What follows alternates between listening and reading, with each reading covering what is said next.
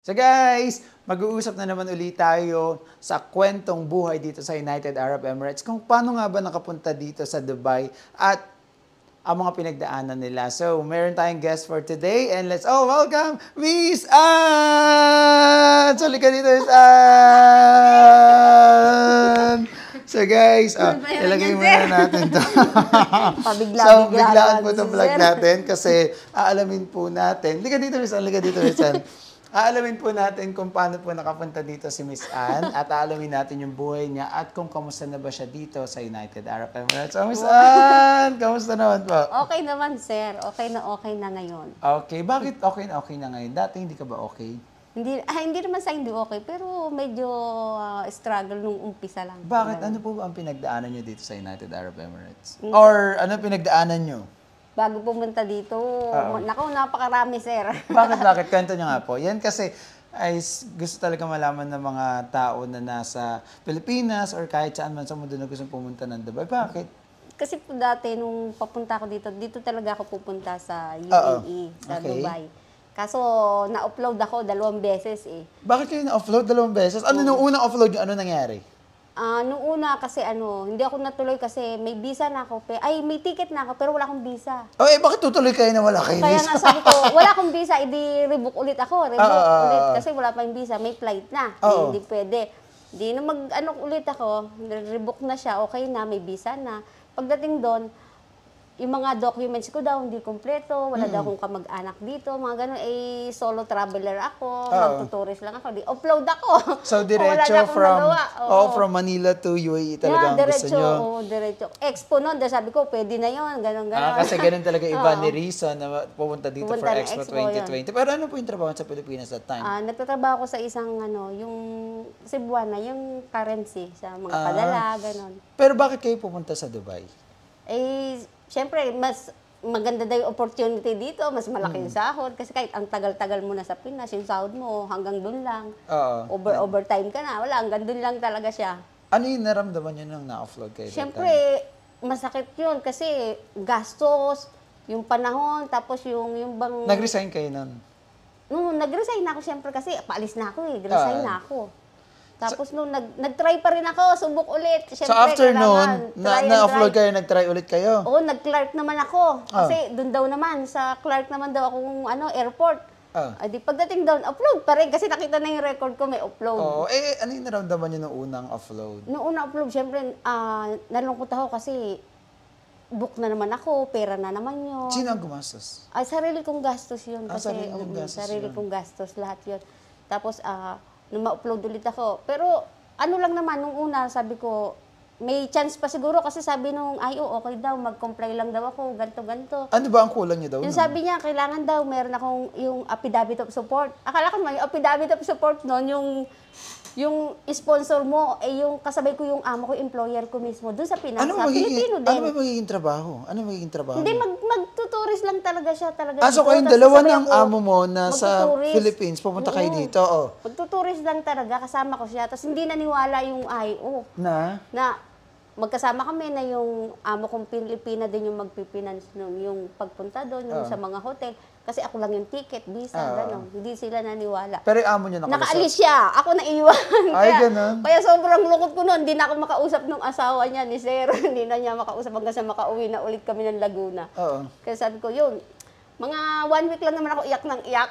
So, siya, kasabay mo, yung babae daw papunta dito. Yung lalaki, hinatid ka pa sa bahay niya. Kasi po, hindi ka naman kinomfort. Hindi yan. Boss ko din yun. Tapos, mabuti na lang, in-accept pa din nila ako doon sa work. Kasi nga, naintindihan nila yung sitwasyon ko. Ganun. Kaya sabi nila, okay, bumalik ka na lang muna sa trabaho. Nagtrabaho ulit ako sa kanila. Tapos sabi ko, hindi, pupunta pa rin ako ng Dubai. Talagang gusto niya mag-Dubai. Pupunta pa rin ako ng Dubai. Tapos nga ka nung freelance daw. Inanuhan daw ako ng freelance. Ayun, ano na naman ako. Go na naman. Freelance? Kasi employment visa daw yun. Hindi na daw ako ma-upload, legit. Okay naman, nakapag-down payment ako. Yun, sa awa ng Diyos, naloko pa rin ako. Na-scam kayo? Magkano binayaran niyo noong una? Nagbigay ako ng 4,000 dirhams. Tapos sabi nila, for medical na daw, mga ganon-ganon. Tapos sabi, kailangan daw yung balance ko ibigay na para makumpleto na daw yung papers. Di hagilap na naman ako ng pera kasi para okay na siya. nung ma-send ko na yung pera nung mga hapon yun, kasama ko pa yung nung mama ko, no, kinagabihan, mag-update ako.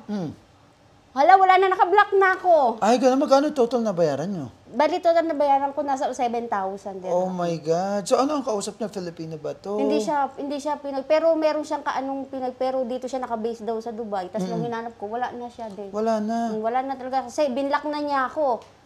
Grabe. So, Sobra talagang so sobrang doble-doble yung lungkot yun yung nangyari sa'yo as gastos. Sobra-sobra. Hindi na ako makausap ng mama ko. Pati mama mo, nung kakaraan, yung amo mo, ngayon yung mama mo. Kasi inaano niya, sabi niya, bakit daw, ang tanga-tanga ko, nagpaloko daw. Sobra daw, gano'n. Ang tanga-tanga ko daw, nagpaloko ko, gano'n.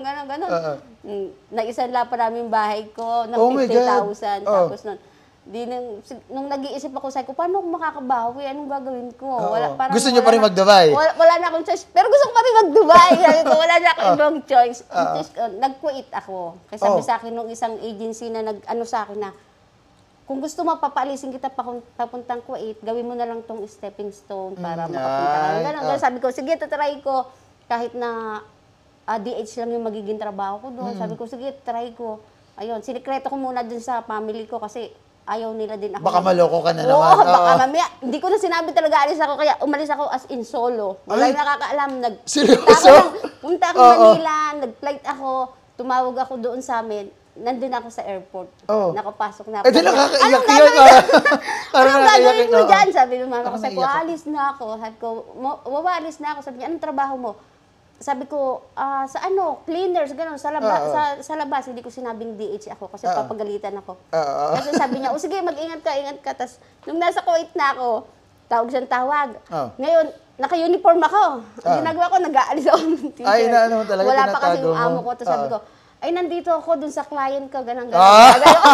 Ginagano ko yung Tapos, sa huli, ayun, nalaman pa rin ng mama ko. Na nag-DH ako. Tapos, buti na lang naging mabait. Sa awa naman ng Diyos, naging mabait yung amo ko.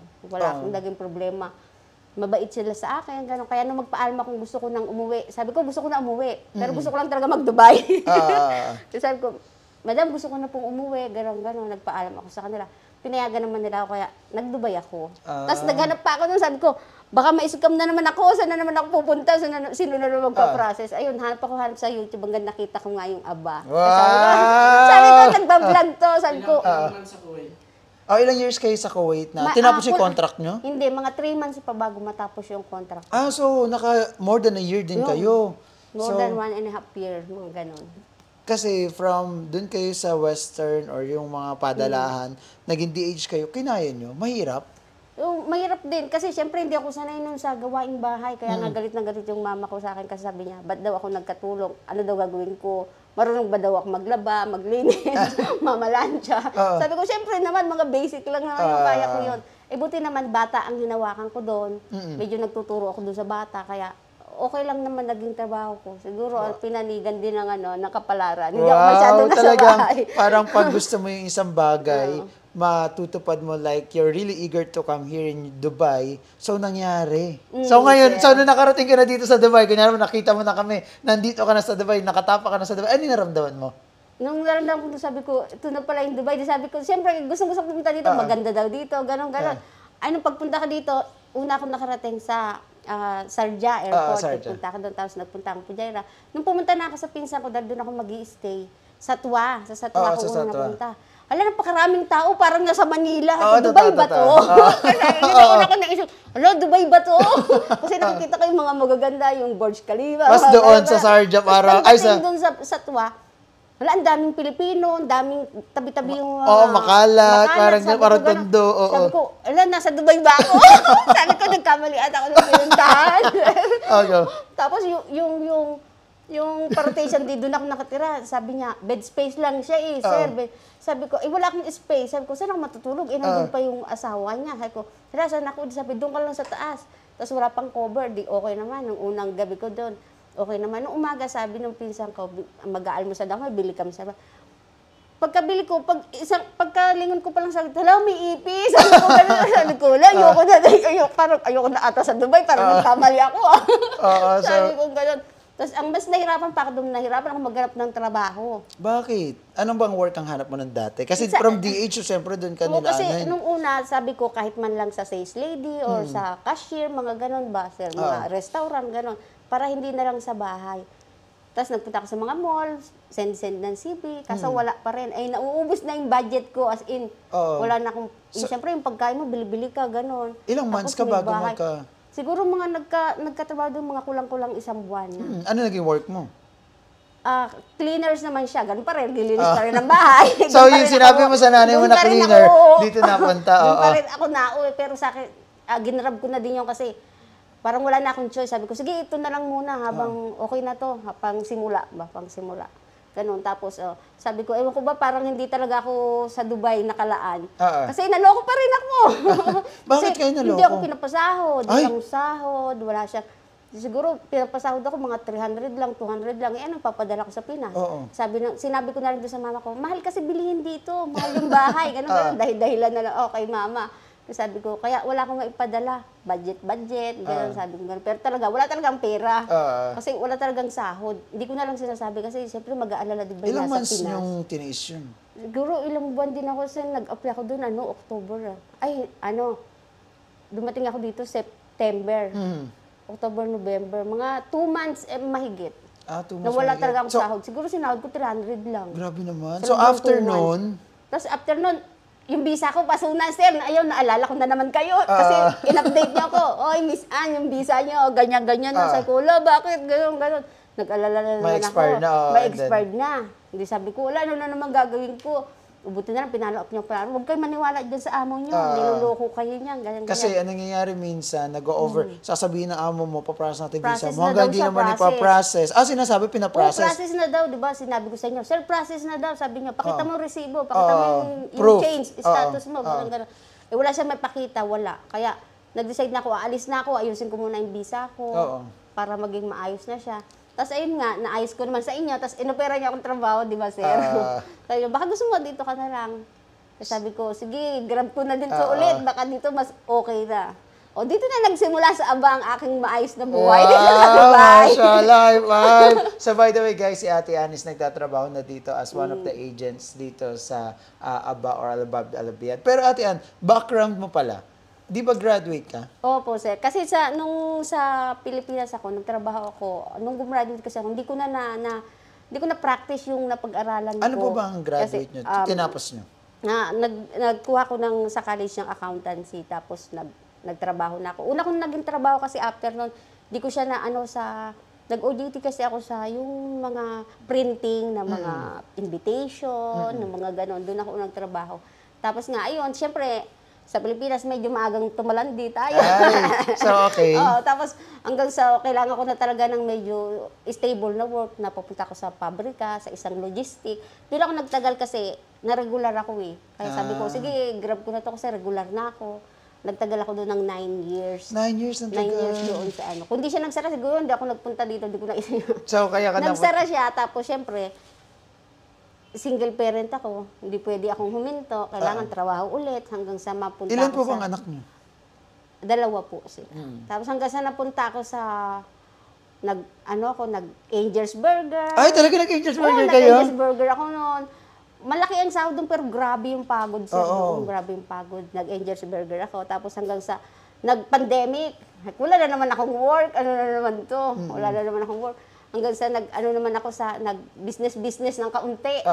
Siyempre, medyo maliit yung natin, puhunan, di nawala din dahil pandemic, puro gastos. Hanggang sa magbukas na uti-uti nang umuokay yung pandemic, ayun, napapunta na ako nakilala ko yung aking boss na, yung kapitbahay lang din namin, meron siyang Cebuana, tapos PCSO. Una, nag-train muna ako sa PCSO.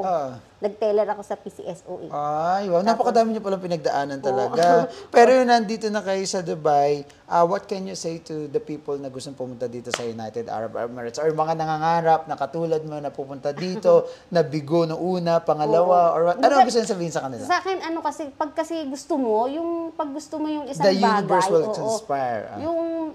ano yun, yung pipilitin mong matupad kahit na nabagsak ka na, lumugmo ka na, yung dahil pangarap mo yun, babangon ka lang eh. Kasi gano'n naman yung buhay, di ba?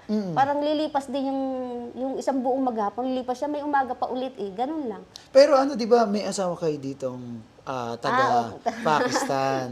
Alam naman ng nanay mo yun. Ay, okay. Alam naman At po. guys, kinasal sila online. Online kayo kinasal, no? Ganon dito. Paano yun? Nasa Kuwait kayo, nandito siya, kinasal kayo online. Opo. Kasi magkakilala kami kasi dapat ganun daw. Saan kayo nagkakilala? Sa online din, sa Tinder. Facebook. Sa dating app. Dating app, okay. Sa dating app. So may forever sa dating app. Anong app po ba yan? Cupid ata. Ay, okay, Cupid. Cupid ata. Hindi ko alam kung okay. Cupid. Basta hindi ko alam kasi ang dami ko nun. Kasi nga, parang naglilibang-libang ka lang ba? Ay, libang! Yung wala kang makausap. Pag ba nasa buhay ka, di ba nag-work? Wala kang makausap. Parang show me your eye. Wala namang ganun, sir. Okay, baka nga dinig tayo. Sige, anong show me? Okay, and then? Ganun doon kasi nakilala kasi ko. Mabait naman, okay naman. So, kinasal kayo online na hindi mo siya nakikilala? Hindi, kilala ko na siya. Pero personal, hindi mo pa siya. Ilang talaga. years kayo online? Matagal din kasi simula nung nandun ako sa Pilipinas. Bago ako pumunta ng Kuwait, pagkadating pa yun, nung nagsimula. Kaya gusto mo mag-Dubai dahil hindi, sa kanya? Hindi naman kasi hindi ko pa siya nakilala. Nag-Dubai na-upload na ako nung nasa Kuwait na ako, baga. Naging ano lang side ko. Siguro kaya ako gusto mag-Dubai. Ay, nandito pa lang forever. So ngayon, nung nakita mo siya personal, kasi online lang kayo, na-in-love ka naman? Hindi kasi nung nag-uusap kami, okay naman kasi meron ka ng feelings na na-build dun eh. Kahit nung mas nauna yung feelings, pag iba yung nauna, oo. Kasi nung magkita, parang nandun lang yung excitement tsaka yung takot ba na, ay baka mabait lang dun sa ano, tas yung personal, di naman siya mabait. Pero hindi naman kayo nagsisi ngayon na siya hindi naman, kasi napakabait niya talaga. Wow! Sobrang bait niya. So guys, ano ko siya nakilala, ganun pa rin siya hanggang personal. Wow! So, overall, dito sa UAE is okay kayo ngayon? Okay na okay ako ngayon. Ano yung pangarap niyo dito sa United Arab? Ano yung goal niyo in the future? Kasi ang goal ko dito talaga, kaya ako gustong pumunta kasi, unang-una kasi sabi nila maganda nga daw dito. Yung opportunity daw nandito. Kaya sabi ko siguro dito makakaipon ako, mapapag-aral. Kasi sa akin importante yung mapag-aral ko yung anak ko nasa Pinas. Kasi college na siya, magka-college na siya. Bago ako malis kasi yun lang ang gusto niya, makapag-college siya sa kung di na kaya ng sahod ko doon. Kasi kahit overtime ako doon, 12,000, 15 na yung pinakamalaki. Ganun lang. Yung tuition fee, magkano? 61,000. Grabe. Ang laki-laki. Ang laki. Kaya sabi ko, ay hindi naman siya nakakahinayang pag-aralin kasi outstanding student naman talaga siya.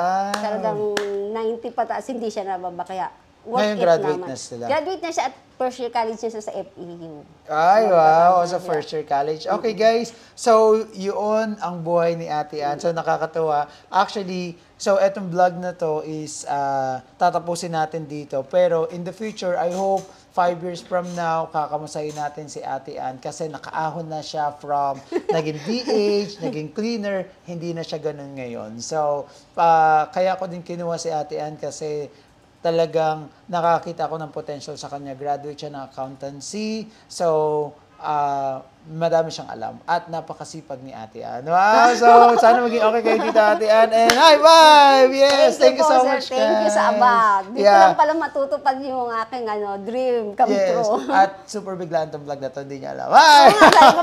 Hindi ako nakapag-makeup. Okay, Baka pangit ako sa camera. Yeah, bye-bye!